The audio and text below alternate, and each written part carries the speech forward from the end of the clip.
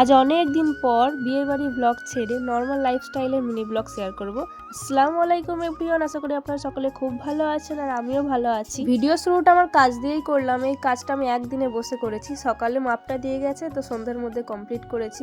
এটা একটা বাচ্চা মেয়ে লেহেঙ্গা ছিল, তো ওর কালকে বিয়ে বাড়ি আছে, তার জন্য আজকের মধ্যে একটু তৈরি করে দিতে হয়েছিল আমার, তো আমি তৈরি করে দিয়েছিলাম। তো চলো আজকে মাকে কি রান্না করেছে সেটা এখন শেয়ার করি। এদিকে করছে করলা আলু ভাজা, আর এখানে রয়েছে মাছ ভাজা, আর এখানে করেছিল সিম আলু ভাজা। আজকে সমস্ত কিছু ভাজাভুজি করা হয়েছে, তো খাওয়া দাওয়াটা বেশ ভালোই হয়েছিল। এখানে বুনি একটু পড়তে বসেছিল, কারণ কদিন পর থেকে কিন্তু ওর টেস্ট এক্সাম শুরু হয়ে যাবে, আর ও পড়তে বসে কিছু সব লিখছিল আর আমি ওকে রাগাচ্ছিলাম, তার জন্য লেখাগুলো এরকম হাত দিয়ে চাপা দিয়ে রেখেছিল। আর আজকে সন্ধ্যাবেলায় মা একটু পরোটা করেছিল আর তার সাথে ছিল দুধ চা। আসলে আমরা একটু খেতে ভালোবাসি, আমরা সকলেই খাদ্য রসিক মানুষ। জানি এই সমস্ত কিছু খেলে শরীরের ক্ষতি হবে, তাও নিজেকে সামলে রাখা যায় না। ওই মাঝে মাঝে একবার খেলে কিছু হয় না আর কি।